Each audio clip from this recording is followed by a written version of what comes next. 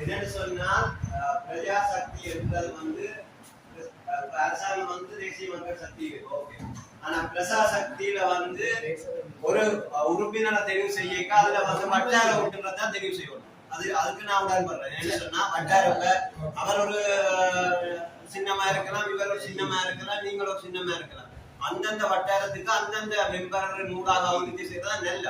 இன்றைக்கு தலைவர் பிரபாகரனாலையும் போராளிகளாலையும் ஒழுங்கமைக்கப்பட்ட தமிழ் தேசிய கூட்டமைப்பை சிதைச்சு சுய லாபத்துக்காக தங்களுக்கு தங்களோடு சார்ந்து இருக்கிறவங்களுக்கு வேட்பாளர்களையும் அதை கொடுத்ததாதான் இன்றைக்கு தமிழ் தேசிய அரசியல் வந்து சீரழிஞ்சு போயிருக்கு. தலைவர் பிரபாகரனும் போராளிகளும்